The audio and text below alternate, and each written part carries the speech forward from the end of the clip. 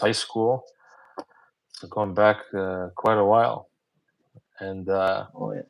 so we're gonna ask you some questions. You'll ask me questions because we've worked together in projects as well. And you've been part of the short film as a crew member and a cast member.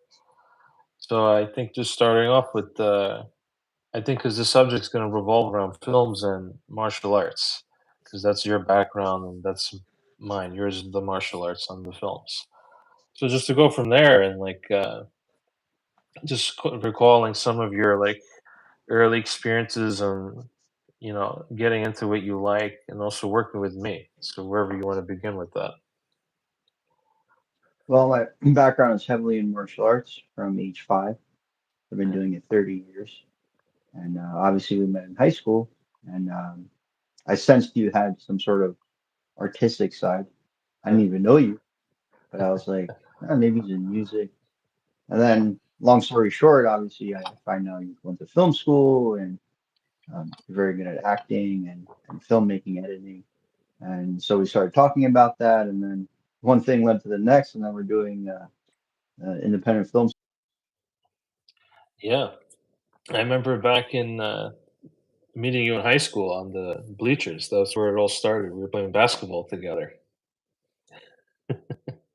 And then we just went after that to continuing on. Uh, are you there? Did I lose you? Give me a second. I think you're Oh coming yeah, back. something must have happened It's okay. with the connection there.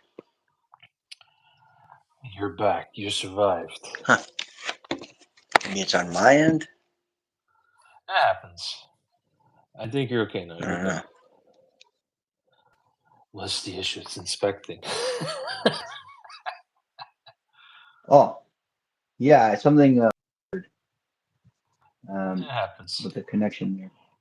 Oh yeah, going Yeah. back to I remember we worked on a little short film in like 2016, the nostalgia, the little boxing one. Those are like the early Hmm. days of indie filmmaking. Yeah. What do you remember about that at the time? What was your experience like? Yeah, that was fun. You had me run around the park and shadow box, and we used this old boxing book that had like Jack Dempsey in there, and I was going Hmm. through it. It was fun. It was a nice experience. Yeah, I remember that well. And you had the timer, like Mick and Rocky. It was cool. And those are the baby steps to like understanding like how dynamic filmmaking is. I think we did that in like 3 days. That one in particular, because it was like a 2 minute short film. So we were just kind Yeah. of like breaking the ice and how to get involved with that stuff. And Hmm. who's gonna say hi? Not sure, but the bigger film that we worked on, 1151, that took quite a while to make. And I know we started that like just before COVID came, and then we finished it. We worked on it during, and then we finished it afterwards. Hmm. Nice. And you were a crew member and a cast member. You played one of the characters as well. You played the ghost. Yeah. So everybody had dual roles in that project. Nobody did like one thing. So just from your point of view, what was it like for you to work on like a bigger indie film, and what do you recall that was exciting about you and challenging as well? Yeah, it was. It's hard. It's hard work. It's a team effort. Yeah, It's hard work. The director obviously guides everyone to get the project done, yeah. and there's a lot of effort that has to be put into it. But within that effort, the magic comes out. Um, and it's a grind, but it's worth it, and it's a really good education also. Did you have a favorite scene in particular from the film as far as working on it and also from watching it? Did it stand out for you? Hmm. Well, I like the park scene a lot, the dream scenes. Those are really cool. Yeah, What'd you those like about it? visuals. The visuals, yeah. The visual was again, it had that mysticism.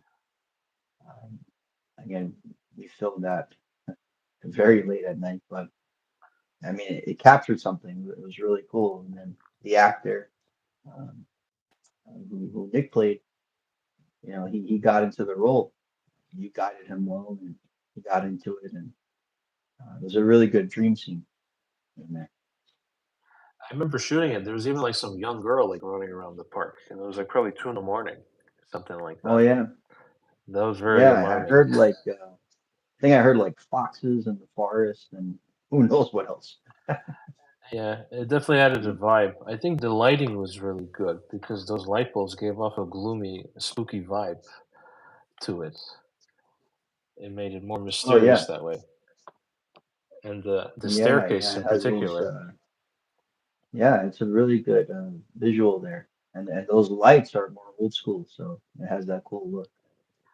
I Yeah. think probably that scene in particular was probably the closest to it being almost a horror film. Almost, but not quite, because it's more of a thriller. But we Yes. were kind of trying to push the envelopes to present that there was a character there that had some sense of power and something that Hmm. was spooky and mysterious, and you didn't really know what it wanted, and that was never explained as well. Yeah. But you played that ghost. You were that character there Mm. during that sequence, you know. So it was very simple but effective in the movements because you're a very good physical actor because you're a great athlete. So I Mm. remember we talked about it, like how do we want to go about presenting this character physically?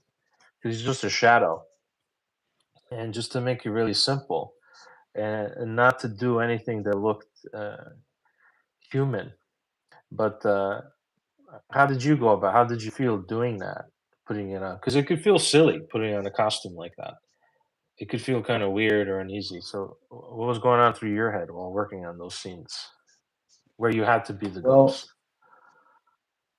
me as whatever training I got in acting, um, again, I get into it. I put on that costume and I try to again physicalize that role and really get into it. And you as a director, I remember you mentioned like, yeah, again, you're getting into something that's not you. That's that character, that scary ghost character. Right. So that's why the body language became really important. That was Mhm. kind of theatrical, and yet quirky and inhuman. So Yeah. even when there's like any kind of movement, it did have that kind of almost Dracula vibe to it at points, like the hand scene. You know, it's really good. Yeah. It was so simple but very effective. If people ever watch and that scene comes around, because you do look like Yeah. this creature that hides in the shadows, and I think that's what was cool about it. What did you learn as far as working in the film and like working with me? What did you pick up on more so as a director? What did you like about working with me? Well, you're straight to the point. You know what you want to get done, and you make it happen as long as it takes, as hard as it is, and we try to go from A to B and make that scene work.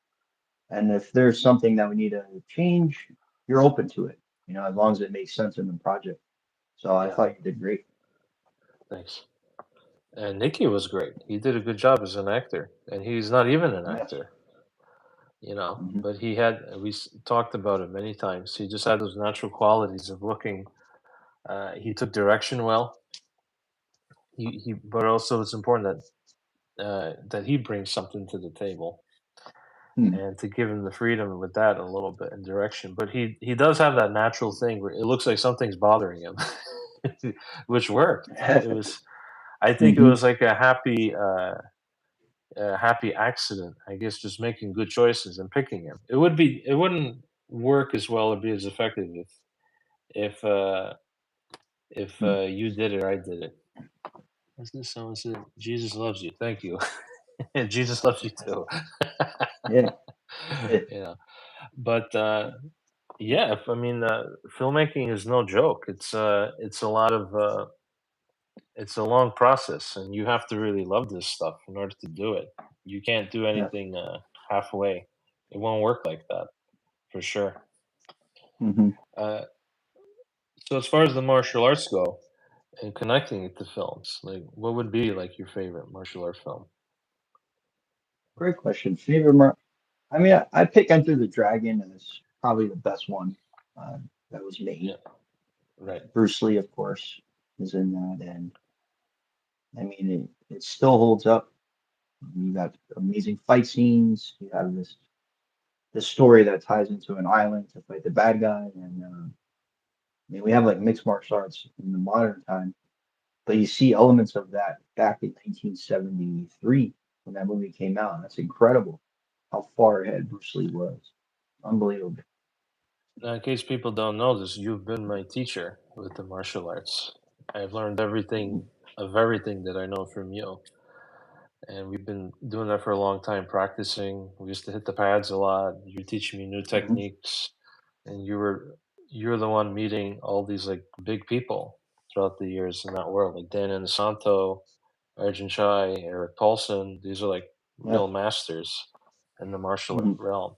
And it was fun to learn all these new drills and techniques. You recall like Mhm. when you met like Dan Inosanto, who's like one of the few people to continue Bruce Lee's teachings. What was that like Mhm. for you to meet somebody like that? Very humble man, but you can tell you're in the presence of someone that touched hands with Bruce Lee that also himself has a greatness to him. Super humble man, but the guy knows so much martial arts. He forgot more than most people know. Yeah, He's that high level and mastered.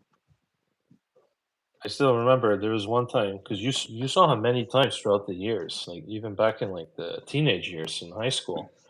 I think there was one you told me a seminar you went to, and there was like a big guy there, probably like my size, and then Asano just he took him down instantly with no problem. Do you remember that? I remember that. Yeah. Um, I was there with my father and two other Greeks from Athens that came over. My dad speaks Greek fluently, so he's also from Greece, and he's telling them in Greek. And my dad doesn't praise; he's very old school, but he's like, "This guy's really good." I go, "Dad, this is one of Bruce Lee's students," and he's like, "Oh, this makes sense." Yeah.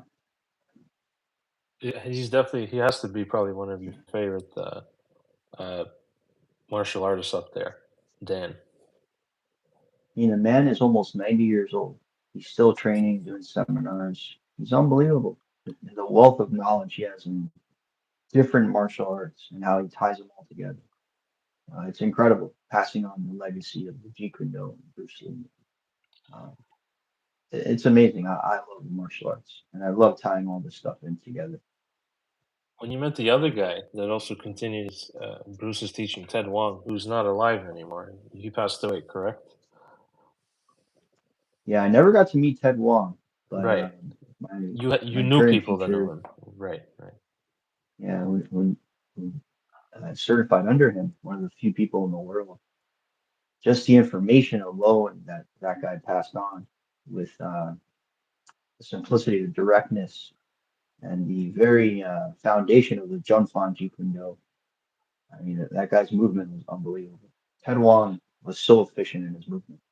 When you showed me his movements, it was amazing because he was moving very much like Bruce Lee.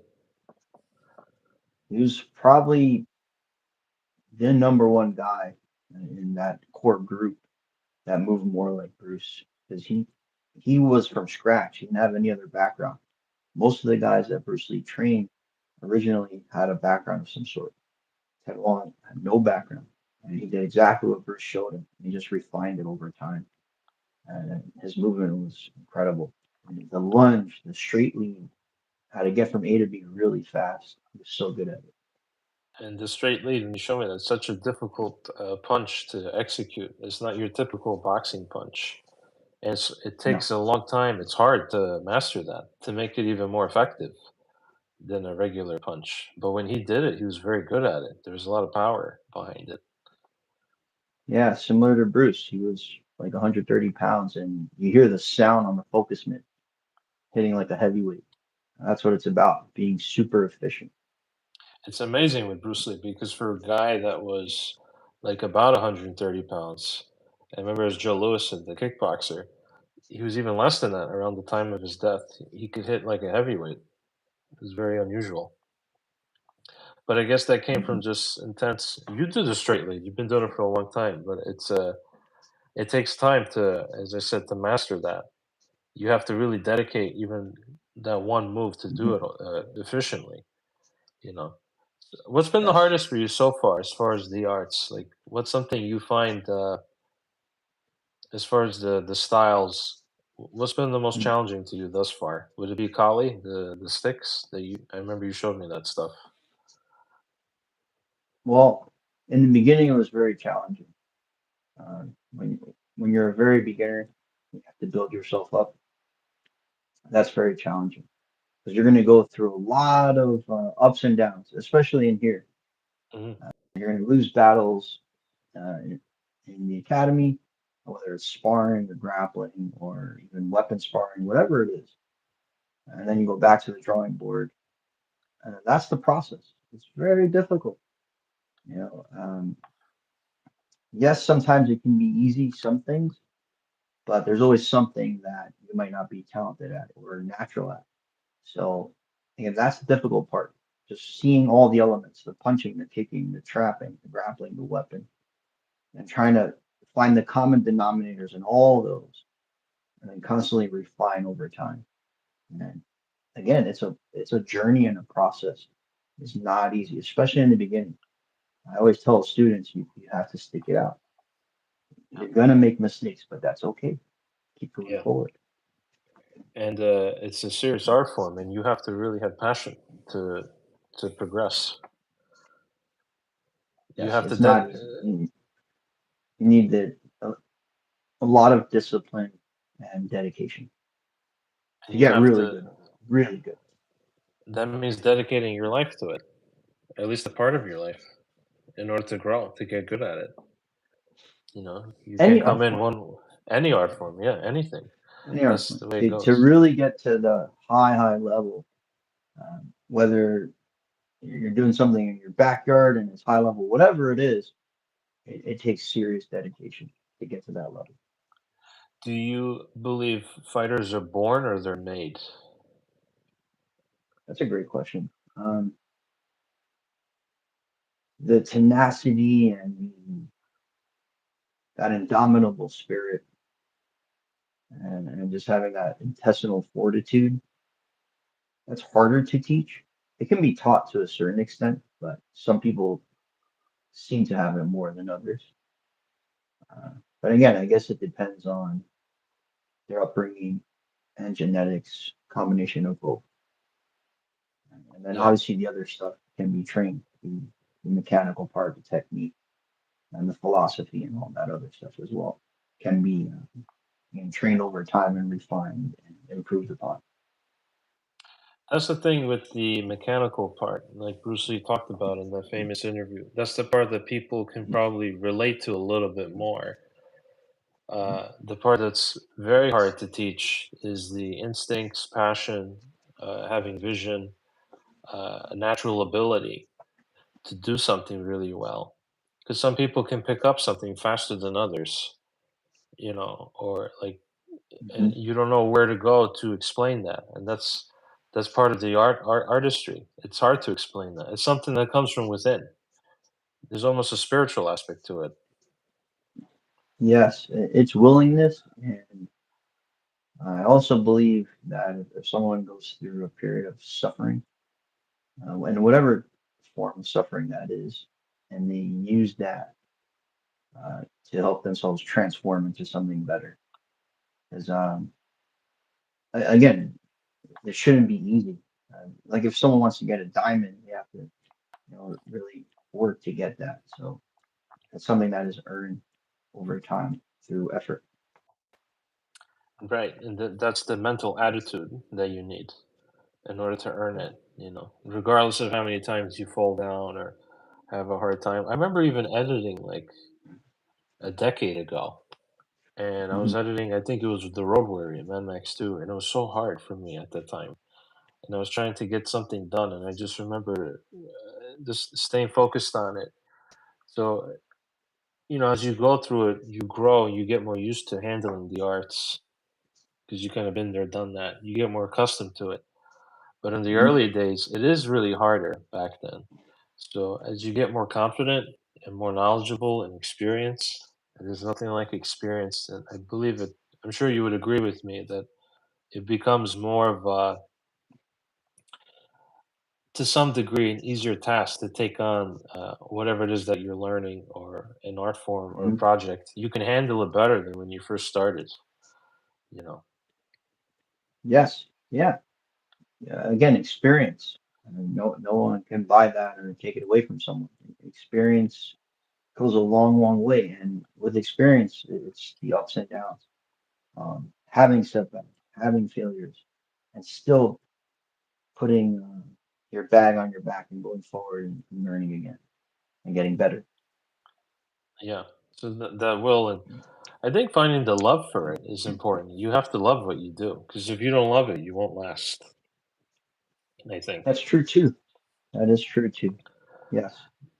because even though we love films, even or even making a film, or even making a trailer, a lot of or editing in any way, it still requires time and effort. You can't escape that. There's Hmm. a tremendous amount of forethought that goes into creating something, and it's a lot of alone time when you're alone, so no one gets to see that kind of process. But even though I've been doing this a long time, there are moments where you don't always love it, where you can get annoyed and be, oh, but because you love it, you're gonna come back to it. So there's like that Yes. dual. There's that duality there in handling something. I've noticed. But at the end of the Yin day, yang. yeah, the yin yang, yeah, for sure. That's I guess that's the way it goes. To find, I guess it's more about just dealing with yourself. It's handling yourself at the end of the day, as far as any work project, even working out, getting disciplined, having that attitude to do something. Because you can't always be enthusiastic, so you got to find another way to go about it if you want to Hmm. get back in the pool of swimming. But to connect it more with the films, because I would agree with you as far as like Bruce Lee, like Enter the Dragon. I would probably say that's my favorite also martial art film because it was the most influential. He's like the king of martial arts, that guy. With Bruce Lee, just to like dissect into that guy a little bit more. He's one of the rarest people in like the realm of even films where he had that Hmm. it factor. It's very you don't see that too often. It's an extremely rare quality that a man or woman can have. Like Marilyn Monroe had it, Elvis, James Dean, John Wayne. And he had it too. Bruce Lee, that magnetic quality, that stage presence. Hmm. When you see him on film, you can't take your eyes off of him. There's a tremendous amount of fire that this guy had. One thing I loved is whenever you see his eyes, you see he meant business. That fella, Yeah. and the camera picks up on that stuff. So maybe not necessarily at the time the greatest actor, but something that he was definitely working on. But the potential was there because the guy only did 4 movies and was working on the fifth one before he died. But amazing charisma that was there. Yes. Even George Lazenby, the James Bond guy, when he went to Hong Mm. Kong, and everyone was talking to him. You got to go to Hong Kong and do these kung fu movies. They're the future of cinema. Mhm. And he said they're talking about Bruce Lee, and then when he watched them, he goes, "This guy has a lot of charisma." You know. So when you look at him, like, what do you see? Do you see a guy that's deceiving, or can you tell that this guy is very dangerous when you watch like Enter the Dragon? Well, again, stuff that he would say, expressing himself honestly and actualizing oneself. And he embodied all those things, all the philosophy that he passed on. He truly embodied that stuff, and it comes out on screen because you can't fake that stuff. Like, yeah, the fight scenes, obviously no one's really hitting each other or whatever, but um, again, people that Bruce Lee, like Dan Insano and others, all said the man can really throw down. Um, but again, you see it in his movements. There's no wires. It's all him doing his techniques and again his combinations, his lightning fast and with directness. And obviously, he passed on an incredible martial art and legacy. So yeah, he's the real deal. Aside from his physical capabilities as a fighter and athlete, and he was extremely gifted, you hit on something that's a really big thing, and I think important to have in life, and it's that authenticity. which he has Yes. tremendously. And I think those stars have that a lot. Like that I mentioned, Mhm. Marilyn Monroe, John Wayne, Clint Eastwood, Steve McQueen, who's a good friend of Bruce Lee and a student. And I think you see that on the screen that they have something Mhm. about them that's really unique, and it's not fake.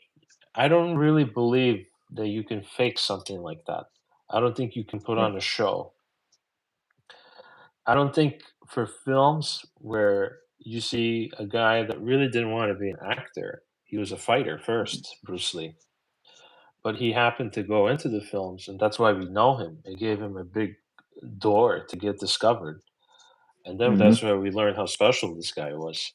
Uh, the camera captures something there that's really unique, and that's really something that you can't fake. And Yeah. just that concept of expressing yourself. And he said it himself, it's really hard to do. Maybe a lot of people, or in general, there could be a fear of truly being an individual, being yourself. There could be a sense of pressure. I think it takes guts to be an authentic individual. Yeah. I think it's gutsy. I think there's a rebellious quality there in that person, that man or woman, where they don't care. Like this is who they are. You can take it or leave it. But he very much had that. But that was part of what made Bruce Lee great. Is that he was kind of dancing to his own tune, and that's where he found remarkable potential to grow as a human being and to become an icon. And if that quality isn't there, then I really don't think there's anything there to be moved by with Mhm. films. We look for the truth within the movies, if it's there, the truth within the fiction, and that's what stays with us. So when you watch Bruce Lee, you know that's him, or Steve McQueen in Bullet. Like they're not pretending to be someone else. Like that's who they are. You know. So that's what I like about watching those guys, that they have an undesirable uh, fire there. There's a genuine passion of Mhm. individuality. So I think those are some of the coolest movie stars to ever come around, like Bruce Lee, Steve McQueen, Clint. Uh, but yeah, I think after like Enter the Dragon, like as far as like martial art films, it's. I remember we tried filming something because we were talking about it, and to one day shoot like a fight scene and so forth. And we realized, I think we had instantly uh, more of a sense of respect in doing that because we realized how much work is involved. in Mhm. doing it. I Yeah. remember we rehearsed and it was so much, and we did probably like, I don't know, maybe 20 or 30 moves. And this was a number of years ago. And Mhm. we were trying to figure out what our next project was going to Yeah. be before we even did 1151. And we were Mhm. thinking of doing like a martial art ghost story. And it didn't quite work. We filmed it. It looked okay, but we realized, man, this is a lot of work. We just did 20 moves in like a few seconds. Yeah. It It's doesn't. not easy. It was like a Yeah. dance. You got to get it down and really practice it a lot in order for it to look Mhm. authentic enough for the cameras. So I remember we said, I think I told you, I'm like, let's let's take out the martial arts stuff, and down the road we'll get back to it. And just let's just make this a ghost story. If it felt like it was, we already had a genre there, and mixing two would probably be too confusing and too much of an obstacle to get it done. It worked out. Mhm. I think it worked out the right way that it did for that particular project. But Yes. definitely open up to something else. Yeah. What would be one of your favorite fight scenes in the film world? Bruce Lee versus Chuck Norris stands out for Yeah. sure. Benny the Jet versus Jackie Chan, Wheels on Wheels. That stands out big time. That was Yeah. really amazing. That one. Yeah. That's one Yeah, of the those two best. are. Yeah, those two are really good. There's definitely others, but those two stand out for me. Not only that, as far as like toe to toe between like two like big fighters, those are the standouts because you got Bruce and Chuck, and then you got Jackie and then the legendary Benny the Jet. Yeah. and they hold nothing back. They really go into a, Yeah. a great fight scene that's outlasting time. Sure, I would agree with you. Those are really good ones, for sure. Oh If I had yes. to, if I had to pick like outside of that, I don't know, like fantasy or so forth. I love the choreography in The Matrix, the first one. Hmm. Like between like Neo and Morpheus, that was just so much fun. Obviously, there's a lot of wire works and so forth. They wanted to go for that kung fu movie vibe. Speaking of which, it was so interesting with Bruce Lee because when he came around to do those movies, I think at the time what was really popular was like the flying around kung fu movies. Yeah. The sort of, and he went against that. He wanted to make the fight scenes more grounded per se, Hmm. and I think that made him stand out even more. Yeah. That he didn't go that way. He could have, I mean, and it would still be enjoyable if he did it. Probably eventually he would have done it. Yeah. But Yeah. the guy had a lot of potential there to branch out and to do other types of stuff. But I do like, Hmm. or even Kiss of the Dragon has some great fight scenes with Jet Li. That was just very Jet Li. Yeah. entertaining. I like when he Yeah. took on all Yeah. the karate guys in the gi. That was fun. Oh yeah. Yeah. Then He's Blade. I remember you told me you liked the fight scenes with Wesley Snipes. yeah, he's Mhm. great. That guy. He is Blade. He moves really sharp, Yeah. Yeah. sharp He's like awesome. I don't know who his teachers were or are. I know he's pretty low key as far as I know, Wesley Snipes. But I think the first Blade was the best, which is pretty much like Yeah. a vampire martial art film or vampire action flick. You know, you can identify it as. But I think that opening scene was remarkable. I think that was probably the best part of the movie. Uh, Not to say the other parts weren't enjoyable, but that whole cinematic introduction into the underground nightclub Hmm. and to take this cliche of like vampires and at the time make it fresh, to flip it and to add it into like an underground society, underground nightclub. It was a brilliant idea and it worked. Yeah. They really executed. I think the director Stephen Norrington, he set the bar there with Blade because he's the one that created that world cinematically with Wesley Snipes. So I remember watching Blade 2, which is a lot of fun, and Guillermo del Toro said that when he saw that introduction to Blade, he crapped his Hmm. pants and he says, "I can't." He said himself, and he's a great director. He goes, "I can't top that." He goes, "I can't top Yeah. that what he did." So he kind of went his own way, and it was fun, but I don't think as good, uh, in my opinion, as the first one. I like the tone of it there. But yeah, his fighting there is just kick ass. He's just really fast, and I think he did all of the fight scenes. Snipes uh, for Blade. Yeah. He knows his martial arts. I mean, I believe the guy's got like 6 or 7 black belts in different martial arts. He knows his stuff. Yeah, and I think even with like karate, he's like a fifth degree black belt, and Hmm. he has like a black belt in like Hapkido. Yeah. Uh, that as well, and you see in the film that he has really quick hands and great reflexes. I was always impressed with his movements as an action star, and I think he's great because he just moves really sharp. So I can't see anyone else playing Blade. I think to me that he is Blade. It's funny you speak of his hands, his punching. He did Undisputed with Ving Rhames, Right. and that I liked him in that. You know, he has a toothpick. He's in it's a prison film, but you see him boxing Wesley Snipes, and he was throwing good punches in that movie. Yeah, I didn't see that movie in a while. Yeah, Ving Rhames, he's a big guy. That's the guy from Pulp Fiction. Yeah, so kind of like in that film, I guess Ving Rhames is kind of like a Mike Tyson, and maybe Snipes is more like a Holyfield. I got kind of that vibe, something like that. Yeah, for Yeah, for Undisputed. sure. And that came out in like 2002, right? Around that time. It was in the early 2000s. I think so. Yeah. Yeah, 2000.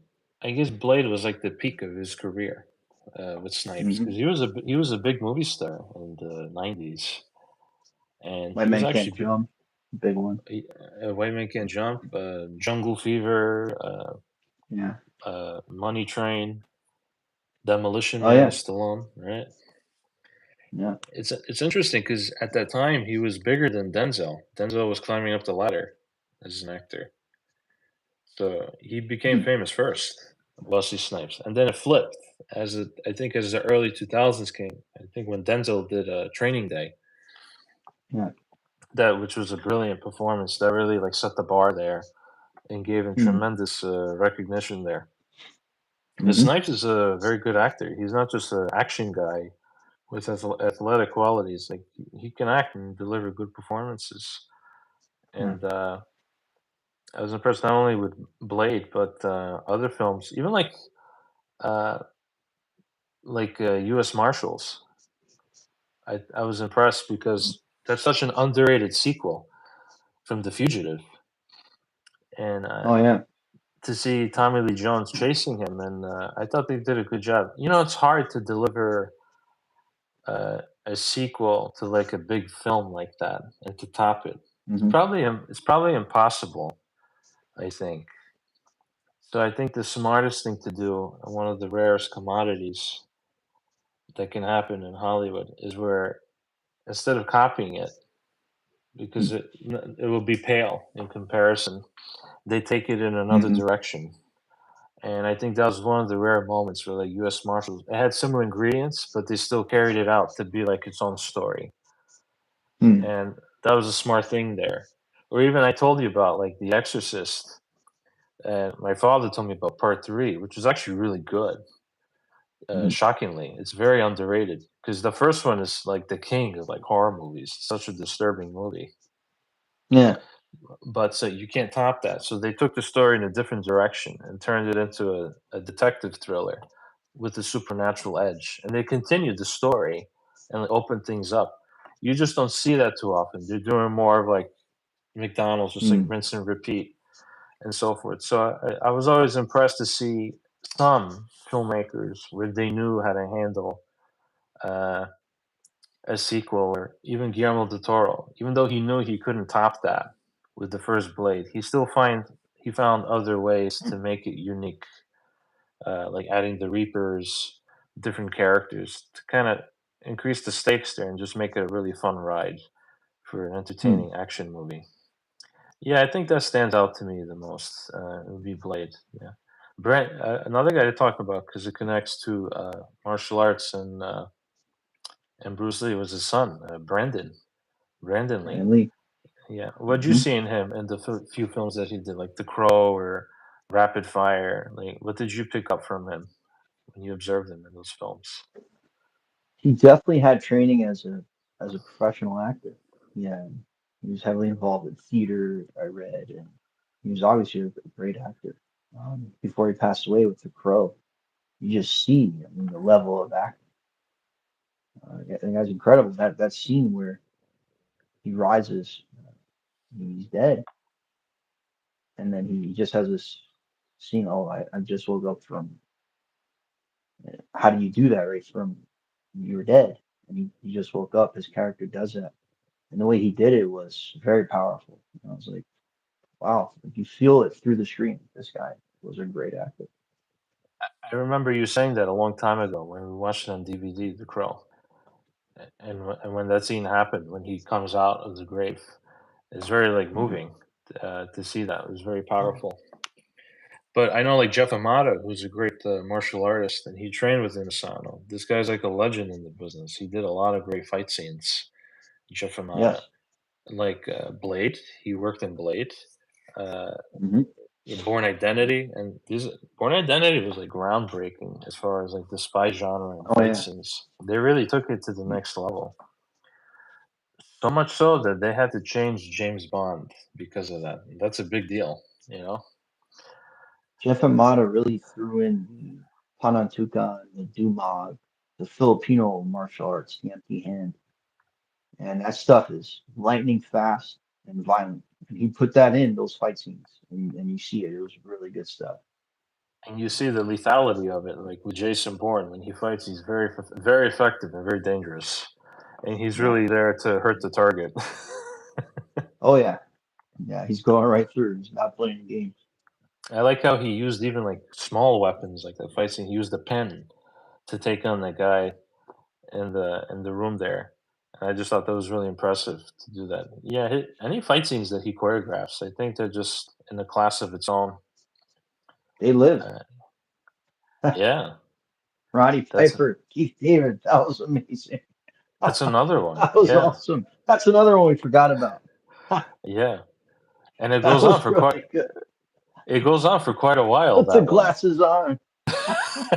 That was insane. And it's ridiculous because they're fighting over glasses. That was good stuff.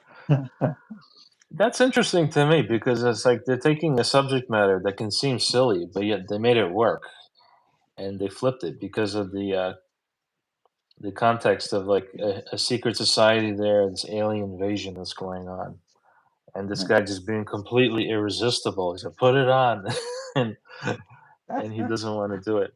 Roddy Piper was a real fighter. He was a Golden Gloves Yeah, uh, champion. I think he was homeless judo. for. Yeah.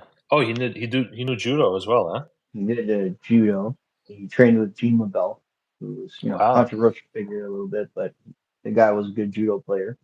And yeah, Roddy Piper could box, do judo. He obviously was a professional wrestler, legitimate tough guy. I mean, there was an incident where there was a knife, and fans back then would attack the wrestlers. He just went forward and fought the guy. The guy had a knife. He didn't care. He just went straight ahead. He was a madman. Took the beer bottle in one of the promos. Real beer bottle. Roddy Piper was wild. Yeah, he's definitely one Entertaining though. of very entertaining. He's definitely one of my favorite pro wrestlers because he was just a funny guy and very raw, Yeah. and a great underdog. But yeah, that fight scene is terrific in Daylight. That's probably the best part of the movie, Oh uh, yeah. and it went on for quite a while between him and Keith David, who's the voice of Spawn. You know, and Oh yeah, that's right. Yeah. yes, so those are like the earlier days. I think just a little before that, he did the thing with Carpenter, and then doing that. Yeah, I think that's another standout. They Live for sure, Hmm. as far as like fight scenes, because the longevity of Yeah. it made it work. It was just impressive to me that they took a subject matter that could be silly, and they found a way to flip it to make it entertaining to watch. Because it's not easy to make a entertaining fight scene. Like, there's obviously a lot of horrible movies, and we crack up at it. I can't remember the name of that movie.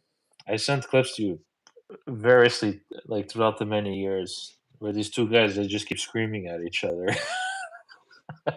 I think you know which one I'm talking about. I, Well, fr- I remember recently we watching clips of Miami Connection, Ninjas on a Motorcycle, and that cracks me up. yeah, I don't know what That's a the cult following now, but it's funny stuff. yeah, I don't know what the hell they were thinking with that. I always laugh when they did the ninja movies because they're in broad daylight in like sunny California. I know you just made it worse. They're riding motorcycles. I thought a ninja was supposed to be stealthy, hiding in the shadows. Yeah, it's hilarious. Yeah. Yeah, I think when you get that's why it's really important. Like, do your homework and do your research. Like when the Wachowskis did The Matrix, they really studied a lot of like kung fu movies, so they knew what they were getting into before they shot their scenes. 'Cause if you just walk in there blindly, you won't know what to do, Yeah. and it won't come out good. You have to really study and get inspired by what you think is interesting with a fighting Hmm. scene. It's very important because the whole point, and there is a story within that. It needs to be entertaining to watch, just as with the That's right. dialogue scenes or other various scenes that can be within the film. And I think with the fight scenes in particular, I think because those are probably the most exciting moments in a film. Like Born Identity, I think wouldn't be as impactful without the action. You needed that in there. It was great, the other Mhm. stuff, the story and the suspense, and he doesn't know who he is, and he's figuring things out along the way instinctually. But those fight scenes are I think they're either a hit or a miss, and you have to really nail it with that. It's no joke. Yeah. You Oh have yeah. to you have to make Yeah. sure that it's entertaining and it fits within the realm of the world that you Mm. created. It can't come off looking silly or pretentious, and that's hard to do. But I think with all the Bourne movies in general, I think they always hit that mark. I think he was always there, Jeff Amato, working on those. But those I was Mhm. really impressed by because it was very fast paced. He was deadly, very precise, and he was taking down his opponents instantly. Jason Mhm. Bourne. They really captured that image of the character that he was like the best spy that you had there with Jason Bourne. So I love the Bourne trilogy. I think those would be also some of my favorite fight scenes for sure. I put that way up there. But as far as us like working together in martial arts, and what some of your fun memories do you recall with us? Because we were doing it for a long time, like even back in the college days and so Mhm. forth. Like we had a lot of fun in the garage, blasting music back then. Even in the winter, I remember we Mm. were practicing. I think Yeah. my parents thought we were nuts. Yeah. It's just love. The love for it. Yeah. Yeah, Um, I remember the weapon training you were interested in. You started doing Filipino Kali, sticks, and knife, and that's always fun. You know, it's really intricate. It's very fine motor, but again, you caught on to it fast, and we had a lot of fun with it. Just doing drills and learning different movements. And I again, you love. learn it by yourself as well. Yeah, I love doing the dummies with the knives. That I think I liked it even more in the stick because it was so swift, and Hmm. that was definitely one of my favorites to learn. And it was just a lot of fun. They're dummy knives, of course. They're not real knives. Oh yeah, You yeah. know. Whoa, that was a martial art move right there. But Yeah. yeah, it's fun though doing that stuff. We definitely got to film one day a fight scene and to see what Hmm. that looks like. I think we'll have a lot of. It'll be a great learning experience. There's a lot of trial and error and research on how to put it Hmm. together, and I think we can produce something that'll be like entertaining. It can just be a fight Yeah. scene in itself. It doesn't even have to be a story. Just to Mm. make more of a scenario. We talked about that for quite a long time. So I Yeah, think when the that time would is be a right. lot of fun. That'd be a lot of fun. I think we can make something look really cool. Yeah, and you bring your background, and I bring the film background to see what we could do with that for sure. Hmm. Uh, if if you could make like one film be really recognized from the martial art realm, what would it be? Do you feel like there is a film Uh, that's kind of underrated or that doesn't get as much appreciation and so forth? Maybe like Wheels on Meals, right? That's I haven't met yeah. anyone that watched that. Well, yeah, that one for sure. Um, and like more, I mean, the old school knows more for sure, but Above the Law was pretty groundbreaking for that time. Um, Right. no one's seen stuff like that on screen with Steven Seagal. And Yeah. as a youngster, I remember I was maybe 12. I had a hiatus from Taekwondo. I had to stop. Uh, for a long story about that, but I was on the sidelines a little bit watching movies. No high speed internet back then, and on AMC, I'm watching Above the Law. I'm like, this is really cool.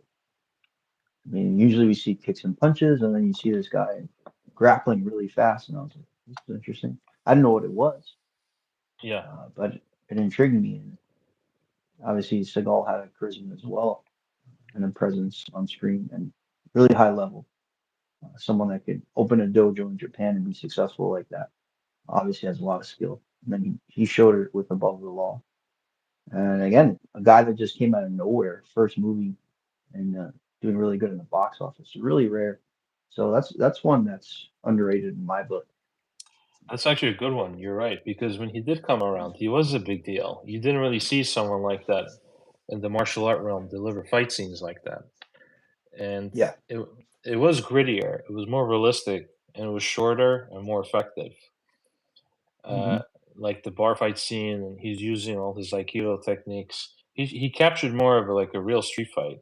Uh, Yeah. The thing with Seagal that people don't know, he was doing the pre-war Aikido, which is called Aiki Jiu-Jitsu. And all the stuff that is flowery and like the modern Aikido, mm, it's the opposite with the pre-war Aikido. The pre-war Aikido is violent. Like you see it above the law, the elbows, the vicious attacks. That's more like the street fight. You see that in that film. Maybe that's part of the misunderstanding some folks will have of Seagal, because when they perceive Aikido, they find it to be like a gentle art. But he wasn't hmm making it gentle. He was making it very deadly and practical to really hurt somebody and do serious damage. I have a background in Brazilian Jiu-Jitsu, and some high-level people that I work with over the years, they'll say it here and there, like some of the movements, like, "Oh, this is kind of like keto like." And again, it's all about position and super technical, and just understanding how to, again, that yin yang, when to go soft, when to go hard, and find the balance between the two. So there's Right. more than meets. Yeah, I think that's the catch with like Aikido. It Some people might look like it's phony, but it's not. They use it in Japan, the Mhm. Japanese law enforcement, and it's very real. It's a harder art form to learn. It takes probably even more time than like your typical MMA style. Yeah. And there needs to be again that devotion to learn that particular craft. hmm And if it learns, but I know we talked about it for a long time to one day go to Japan and to try Aikido, go to the source, like where this comes from. So that'll be a lot of fun to give that a shot. I think if we do it, I can imagine we'll be aching from all the flips that they'll be putting us Yeah. through. Yeah. You gotta learn how to break fall. Judo's like that too. I remember experimenting with judo a little bit, and those throws are really, really high impact. So you need a really good mat to do stuff like that. Yeah, I think if we were to do that, it'd probably be towards the end of the trip, because if we did in the beginning, we'd be completely sore. Like, Yeah. we wouldn't be able to enjoy the trip as much because we'd be getting flipped around a lot. Yeah. but but it connects though with the other arts, like you just said, judo or jujitsu. There's a relation there with aikido with the other arts. And they all have similar Mhm. techniques, and they just branch out a little bit further. Yeah. I mean, Bruce Lee figured it out. You know, the kinetics, physics, biomechanics. How can we have two arms, two legs. How can we use it to maximum efficiency? Yeah. He found the common denominator within the martial arts. He simplified. Again, it all ties in. And you have specialists in different fields, like the Dagestanis. They're good at wrestling, UFC, and all that. Again, those are specialists, boxers, specialists, kickboxers. And then you have other specialists, like a Seagal. Um, but again, uh, let's say like modern MMA, St. Pierre, George St. Pierre, he can tie things in very well. Um, Punch, kick, grapple, and make it fluid within each element. So that's obviously a really high level to get to. Even Bruce Lee, he liked aikido. He was studying that in his time. Yeah, he has notes in his books about Aikido, strengths, weaknesses of a lot of styles. And you see it, he wrote it down, the pros and cons of Muay Thai, so on and so forth. Unbelievable. Looking for totality in the martial arts. Do you remember what he did like in specific with aikido? Was it like the blending in with the attacker or the angles? Yeah, he liked the flow aspect. He liked the some of the footwork, the redirections, um, and again tying in the hard and the soft. So again, every martial art has practicality, Wing Chun, everything. But again, they're according to Bruce Lee, they're partial truths. And the truth is learning how to blend it all within the common denominators and flow from the punching, the kicking, the trapping, the grappling. Be a complete martial artist. Because as he said once you get to that state of mind, you kind of you don't kick, it kicks, or you don't punch, it punches.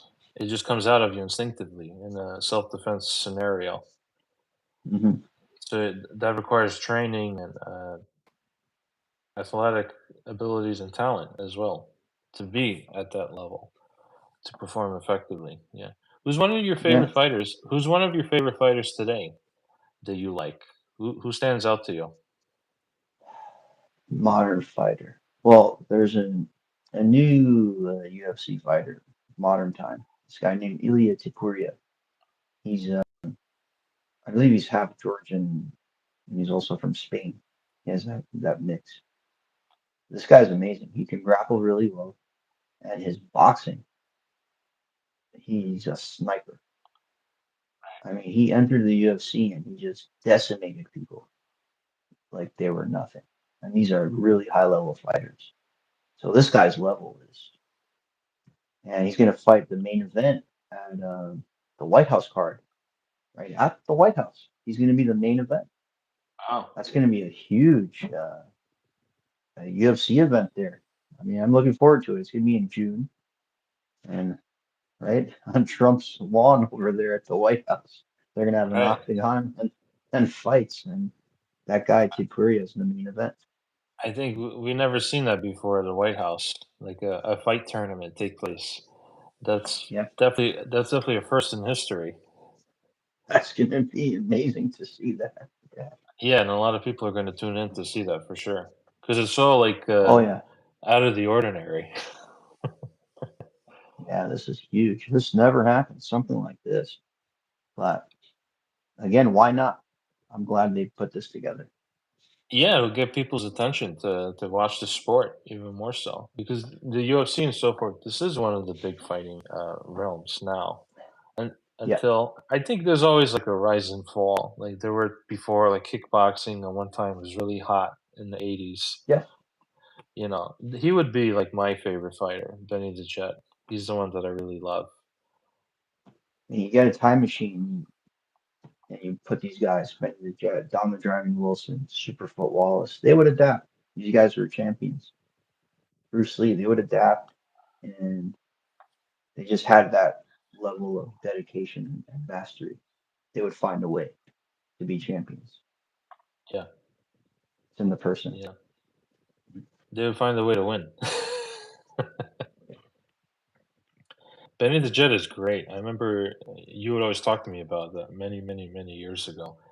And he was just he perfected like the spinning back kick, and he was just a very dangerous fighter. I mean, I don't think he's ever been knocked out. That guy, I've probably seen him not. knocked down in some match, maybe one match or two, but yeah, that guy's he's got that Native American and that warrior spirit. He's no joke. Yeah, and other than Wheels on Meals, there was other films. He did like another Jackie Chan fight scene. I forgot the name of it, but he even went off to do like he trained a lot of like actors in the business, like John Cusack, Yeah, uh, Patrick Swayze's a big one. Uh, Roadhouse. That's another good one. I like that film. I remember there was a Good quick fight scene. cameo. Yeah, there was a quick cameo of Benny the Jet, the monster truck scene. I think he was there. Like, yeah, Yes. yeah, Yeah, he was there. I remember. it was good stuff. Patrick could fight. He was a gutsy guy. He was fearless. He did great in Roadhouse. You see him moving like a kickboxer. And he's the cooler, right? The bouncer, beating people up that are causing trouble. And Benny really took him under his wing and trained him well. That guy at the time. Yeah, I was impressed with his performance in Point Break because you get to see that was a good one. how fearless he was. That he really was jumping out of the plane. I don't think Keanu Reeves did it. I wouldn't do it either. That's a little too much. Guy, man. Yeah, it's scary. Very scary. I met Hmm. someone not too long ago, some surfer, and he told me that I just met him the day after he did it, skydiving. And I said, "What was that like?" And he said it was the most terrifying yet exciting experience in his life, like at the same time. I I could see that. Yeah, I'd like to try it. I I'll find sometime, not now, but it would be interesting. I'll watch from a camera. That's good enough for me. Yeah. Yeah, you gotta have guts to do that stuff. I think Keanu Reeves even said that. Did you challenge Patrick Swayze? Like when you made Point Break, he's like, no. He said nobody challenges Patrick Swayze. They don't go there. Yeah. I think that was probably his best performance, in my opinion, as Bodhi. Uh, that was a that was a unique film, Point Break. I love that film. Uh, Catherine Bigelow. She's really good at directing. Very good filmmaker. She taps into the mysticism of things that I like. And I think the surfing was a great example to show that more than ever.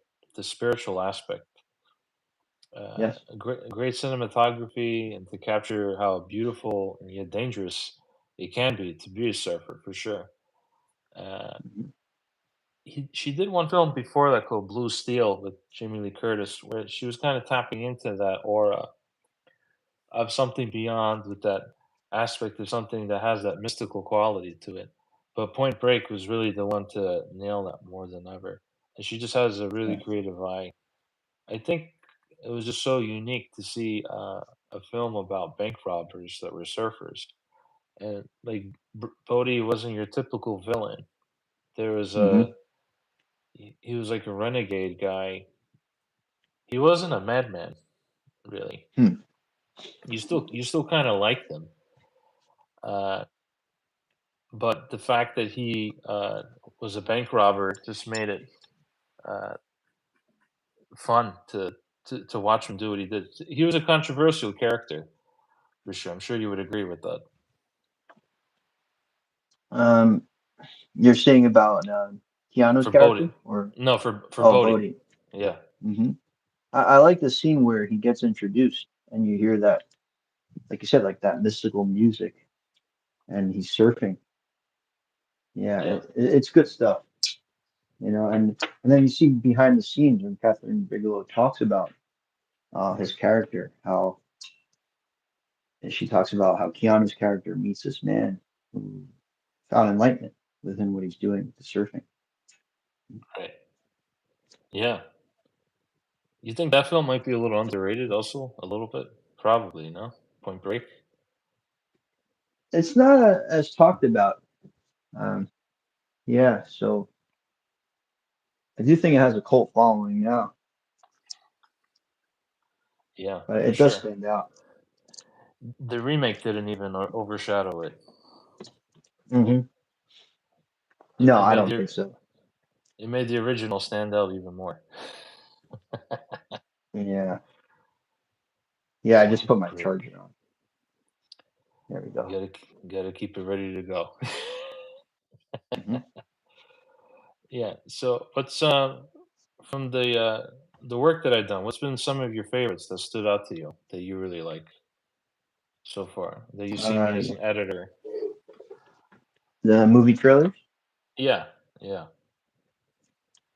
Well, I don't know if a lot of people know, but he did that movie trailer, Legends Never Die. And there's like 20 different films in there, and it's edited together, and that was amazing, man. That was Thank you. incredible. I think someone you said wrote in the comments, "This is the best YouTube video I've ever seen," and Y- I mean, it was unbelievable. What a tribute to those legends of cinema. A plus plus, man. That video. I don't think you'll see people too much today really pay tribute to those old school guys. Well, they paved the way, and it goes back to what you said. They were just being themselves on screen, and what you see is what you get with those guys. They were the real deal. Yeah, like when you see Clint and Dirty Harry, like he is Dirty Harry. There's a Hmm. gutsiness there, for sure. Yeah. Yeah, that was great. Did you have any questions that you wanted to ask me to like wrap up for the night before we go off? We'll definitely do this again in the future because this is Yeah, a this lot was of fun. fun. Like as far as Questions. like filmmaking questions, as far as like the next project or what we did, so forth. Yeah, so uh, my question, what what trailer do you see yourself doing soon? A new one. Definitely the Blade Runner 2049. Oh, nice. Okay. I'm watching it now as we speak. So, and I really like the film. It's a good one. Mm-hmm. That was another one, as I said earlier, where it's like they found a way to make a sequel to a big movie, and Mm-hmm. it Mm-hmm. works. And I think that's the specific formula to some degree, where you can't copy it. You carry over some things, but you still got to make it your own and take it somewhere else. So it's still its own film, even though it connects to the first one. And I Hmm. think it has to do that. So it needs to to some degree be a standalone in Hmm. order for it to stand out. You know, because what he did in the first one, really, Scott, is like a remarkable film. You know, so instead of duplicating that, you're carrying over themes, you're carrying over certain visual styles, showing like a dystopian future. So you actually see things get worse in this sequel. It got darker. Hmm. Feels like civilization is over. The replicants really got out of hand. Like there's more like bioengineered humanoids than from the first one. Hmm. Like even the main character, he's a replicant and he has superhuman strength, and he's like Harrison Ford's character. well, that was a big discussion with whether he's a replicant or not, and they wanted to kind of leave it Hmm. mysterious. But as far as Ryan Gosling's character in the new one, Oh, yes, yes. yeah, New one. yeah, he's definitely a replicant. You know that very well from the beginning. But you see like how empty he is, and like a shell of a man. And then as the course of the film carries on, you see him kind of change a little bit more. I think it was probably one of Harrison Ford's best performances. I really liked him in that movie. I He did think, amazing. Yeah. At the end, he yeah, comes out in the film. yeah. It takes quite a while for him to come around, but I was impressed Mm. because they came up with a good story. They made something that worked. They found a way to continue the Blade Runner story, and I think they executed it really well. And you know that movie came out a long time ago, the original '82. Yeah. So yeah, I think that's one of his best performances, Harrison Ford, and he's just great for like Deckard. He's like the bitter guy. He's been through a lot, and he captured that there. And I recommend it to people who, if they've never seen it, I think it's an underrated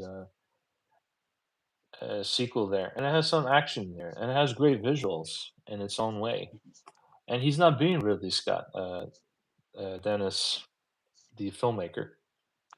He's doing it his own way. So he Hmm. even said that I was watching the making of it.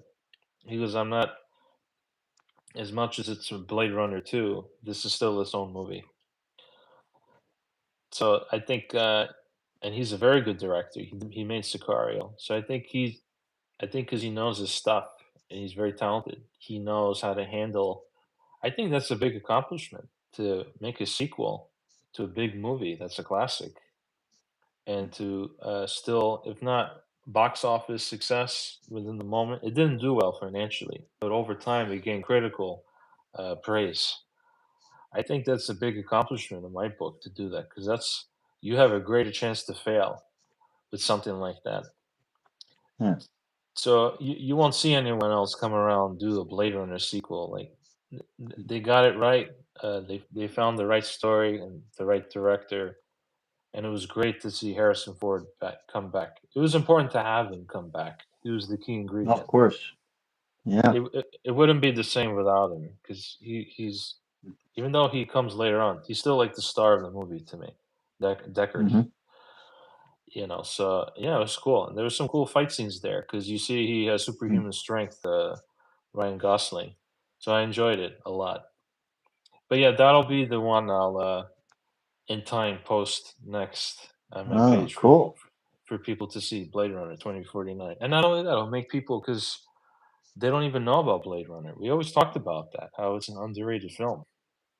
Yeah, You yeah, know, very so nice. so I it never might knew give. about it until you told me about it and I watched it and I was like, wow, this is phenomenal.